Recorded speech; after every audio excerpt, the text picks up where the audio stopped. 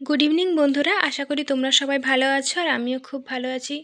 আগের ভিডিওতে তোমাদের বলেইছি যে আমরা গেছিলাম মামাবাড়ি গেঁওখালি। তো গেঁওখালি থেকে মহিষাদলের রাজবাড়ি কিন্তু খুব একটা দূরে নয়, প্রায় আধা ঘন্টা রাস্তা।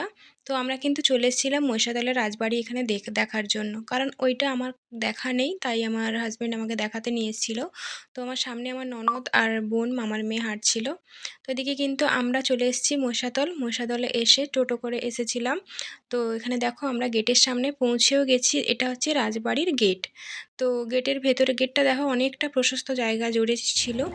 তো তারপরে আমরা টিকিট কাউন্টারের সামনে চলে এলাম, কারণ এখানে টিকিট কেটে কিন্তু রাজবাড়ি দেখতে হয়, কারণ বহু মানুষ এখানে এসে দেখে, ঘুরতে আসে, মানে দেখতে আসে রাজবাড়ি।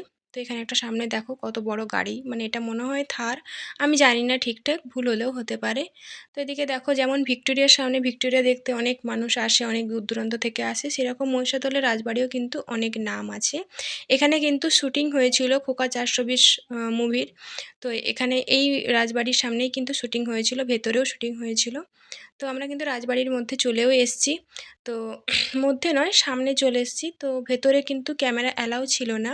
তো তোমাদের পুরো রাজবাড়িটা আমি বাইরে থেকে দেখো কতটা সুন্দর দেখতে লাগছিল, খুবই ভালো লাগছিল, কারণ খুবই সুন্দর করে যত্ন করে কিন্তু এখানে ছিল। তো সবার কাজ যেহেতু সবাই দেখতে আসে, তো খুব সুন্দরভাবে এখানে সব কিছুটা সুন্দরভাবেই সাজানো গোছানো ছিল। সামনেটা অনেক ছবি তোলার প্লেসও ছিল। তো আমরা কিন্তু রাজবাড়ি দেখে এখানে গোপালজির মন্দির, মানে এই রাজবাড়িরই মন্দির দেখতে চলে এসেছিলাম।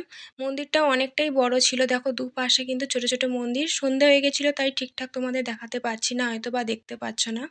অনেকটাই বড় এরিয়া জুড়ে কিন্তু মন্দিরটা ছিল। তো আজকের মতো ভিডিওটা এই অবধি, ভালো লাগলে লাইক কমেন্ট করে জানিও।